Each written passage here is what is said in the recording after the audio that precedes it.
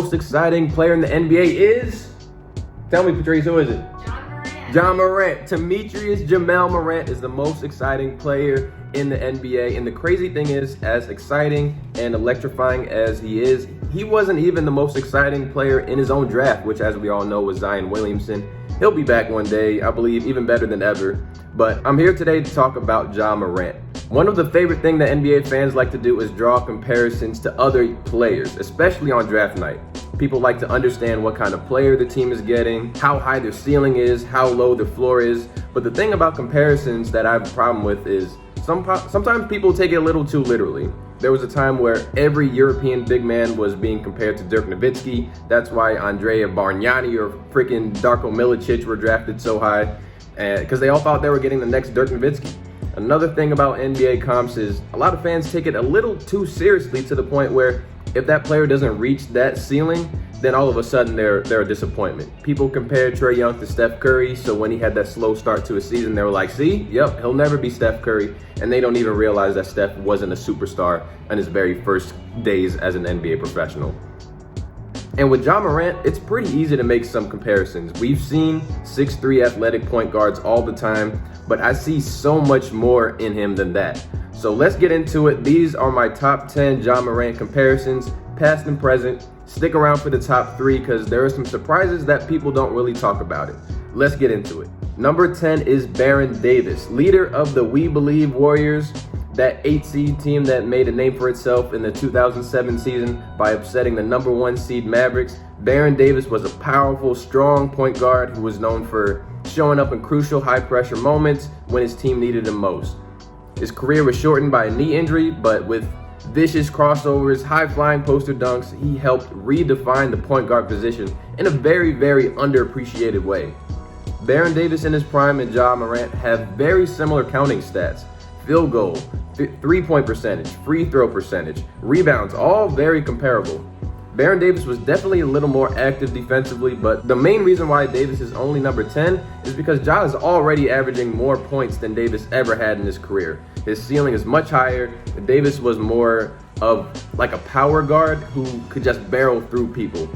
He outweighs Ja by nearly 40 pounds, so Ja is obviously more acrobatic, kind of uses his craftiness a little bit more, opposed to Baron Davis, who used his brute strength. Coming in at number 9 is a player that a lot of people don't really know about, and it's Kevin Johnson of the Phoenix Suns. He doesn't get talked about a lot, but high-scoring point guard. He turned around a franchise. He'll dunk on everybody. That sounds a lot like Ja Morant to me. And the comparisons don't stop there. KJ was never an MVP-level player. He was a super athletic guard who could score at will, but he loved to set his teammates up just as much. It could be a product of the era he was from, but I think KJ was even more of a traditional floor general. So I'm comparing him a little bit more to Ja Morant in college when he was averaging 24 and 10 with Murray State, more so than current Ja Morant, who's getting like 28 and 7. He was also a little bit smaller than Morant. Defensively, the eye test also kind of favors KJ, but look, a lot of Kevin Johnson highlights are running in the background here, and I think you'll see what I mean. Coming in at number 8 is Steve Francis. There's a reason why his nickname was the franchise. And like Kevin Johnson, I'm not going to really get into his personal life because he definitely had a lot of setbacks before, during, and after his NBA career. But I will remember Steve Francis as one of the most exciting, explosive point guards of all time. There's a reason why almost every strong, athletic 6'2", 6'3" point guard that gets drafted gets compared to Steve Francis, and Ja Morant is no different. Similar to Ja, he won Rookie of the Year with the Houston Rockets, and while he showed improvements to his three-point shots, he relied on his athleticism for the most part to make him a 3-time All-Star. He had a smooth crossover, 43-inch vertical, but what makes Steve Francis different than Ja Morant is Francis was just very erratic and unpredictable at times. Therefore, he was kind of unreliable. He demanded a trade immediately after being drafted by the then Vancouver Grizzlies and had inconsistent effort and efficiency. And ultimately, despite his nickname, he was not nearly the franchise player that an organization would be comfortable building around for the future. And also, Steve Francis was actually competing in the dunk contest, unlike Ja Morant for some weird reason, but that's a whole separate video right there. Number 7 is De'Aaron Fox. So De'Aaron Fox to me seemed like the easiest comparison to make when Ja was first getting drafted because I mean, just look at them. 6'3", wiry, athletic as ever, great playmaker, decent but not great jump shot, and they both step up in big moments. De'Aaron Fox doesn't get any recognition when you talk about the best young point guards in the league, but De'Aaron Fox is still an all-star caliber player, and before the season, it was a legitimate debate on who was better between him and Ja Morant. So I mentioned that both players are not great shooters. Ja Morant definitely seems to be trending in a more positive direction regarding his three-point percentage, and he's it makes you a little more optimistic given he's 2 years younger. Another similarity that Ja Morant and De'Aaron Fox have is they're both kind of, I don't want to say they're overrated defenders, but they're not very impactful defenders. With insane quickness, athleticism, long arms, you just feel like they should be better defenders than what they are. That's all I really mean by that. But the main difference and what separates the two is Ja Morant's basketball IQ and just overall feel for the game. The creativity, the imagination on the court, how comfortable he looks at all times. Honestly, if you just watch how they lead an offense and a team, the difference is pretty clear to me because his style definitely seems to contribute a little bit more to winning.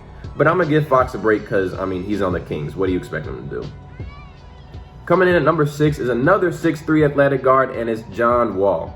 I almost think of Ja Morant as the player I thought John Wall was going to be if he hadn't gotten injured and had all those setbacks. Like that one season where John Wall averaged 23 and 11, I picked him as an early MVP pick coming into the following season, but he just didn't really make that leap. Aside from the fact that he's physically nearly identical to Ja Morant, their approach to game to me is what I really focused on. Especially when you look at the flashiness and even in some of the small details like with their 360 layup packages.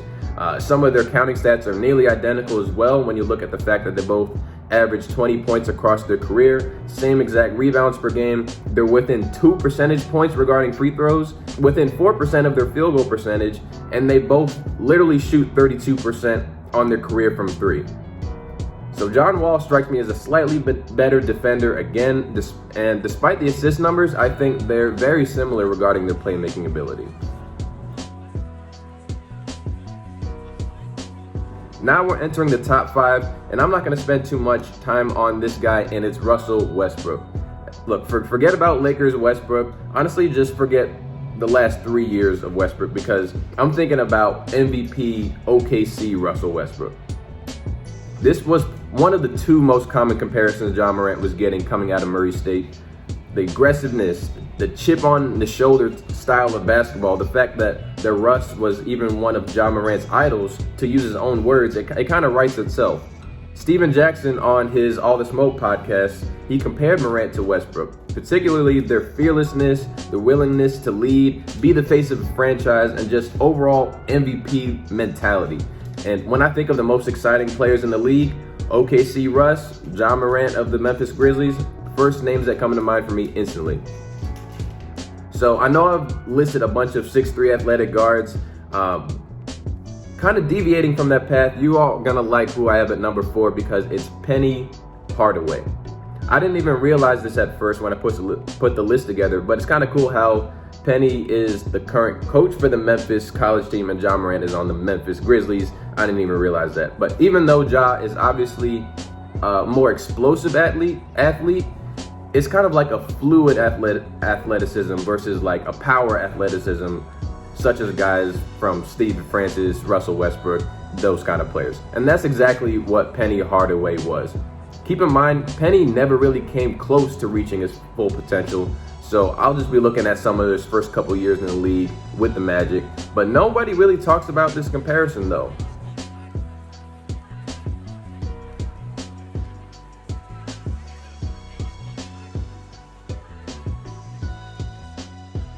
Number 3, ready for this one? Rookie Michael Jordan. And shout out to Kendrick Perkins because he was actually the first one to make this comparison, and it's not easy to compare anybody to the greatest player of all time, especially a young player coming right out of college. The only players to average 25, 5, and 5 in one of the first 3 NBA seasons, Ja Morant is on that short list of players. Ask yourself, what is Ja Morant's ceiling? Does he even have one? I mean, he's 22 years old. He's a legitimate franchise player already, all-star starter, MVP candidate, and he's still like raw. He has a lot of things that he still needs to develop. That jump shot is going to continue to get refined. He's going to get much stronger. So when I think about Ja's ceiling, I don't think Kendrick Perkins is crazy when he says it's Jordan-esque. And that's different than saying he'll be the greatest player of all time, because obviously that comes with winning championships, longevity. Winning 6 championships is like impossibly great. But if you tell me that Ja Morant can't average 31, 6, and 5 over multiple seasons while being the most electrifying player in the league, I'm going to tell you you're wrong. And even in these highlights, you look at the hang time, the layup package, the poster dunks, there's definitely some baby MJ in here, no doubt. Number 2 is my favorite player of all time, Allen Iverson. I'm not gonna lie, this comparison took me a while to catch on to because I'm always hesitant to knight someone as the new Iverson. But look, this dude literally passed the torch to Ja Morant himself. And this is what I love about AI. He's not like all the other old heads where he complains about how tougher it was in his era, even though it might be valid. He just shows love, appreciates the evolution of the game. But look, the shiftiness, the speed, the confidence, mentality-wise, approach to the game, it's the most striking similarity to me. The influence is as clear as day, and one thing that excites me about this comparison is Ja could lead the Grizzlies to a similar finals run like Iverson did with the Sixers back in 2000-2001 season. I'd still probably favor the Suns and the Warriors this season, but I mean, the Grizzlies won't have to play both of them, and only this time they won't have to run into an unbeatable team like a Kobe and Shaq Lakers to stop them from winning it all. And if Ja Morant is able to win a finals MVP at 22 years old, that Jordan-esque ceiling that I mentioned before, it doesn't sound so crazy anymore, does it? Number 1 is the youngest MVP in NBA history, and it's Derrick Rose. While Iverson was a more, I guess, emotional and theoretical passing of the torch, this one definitely seems to be a little more literal. Derrick Rose, he was on a GOAT level trajectory before the knee injuries. So to me, this just feels like Ja Morant, go complete the mission. Go finish what D Rose started. And God willing, with health, advancements in medical aid, load management, and the fact that the Grizzlies are so good, even without Ja Morant, they can help lighten that load just enough for him to do what D Rose was on his way to doing with the Chicago Bulls. And from here, let's just roll the tape, because these similarities are just absolutely striking. To 4 seconds, game clock, shot clock into Conley. Driving is Morant. Rose takes his time. Rose all the way in, up and on the... Missed the previous game with low back pain. Morant's 360 spin and... Rose circling. And down into the lane, turns, right to the shot. For the Grizzlies with 32 seconds to go. And the drop. 3-on-2, Rose. Hey! Oh! Morant with 3 seconds. Wow, it's Derrick on the run, bobbing, weaving, driving, scooping, scoring. Morant off the backboard and he slammed. Morant picked up his dribble. And look at that. Showing you his talent. Here is Rose. Rose. Melton, lob, there it is! Hammer. Bogans, the lob, there it is. 7. 10 of 15 and 6 of 10 from beyond the arc. If you're still here, thank you so much for sticking around. Let me know in the comment section which player Ja Morant reminds you the most of. And as always, I appreciate you supporting the channel. Please subscribe if you haven't done so already. Leave a like, and I'll see you on the next one.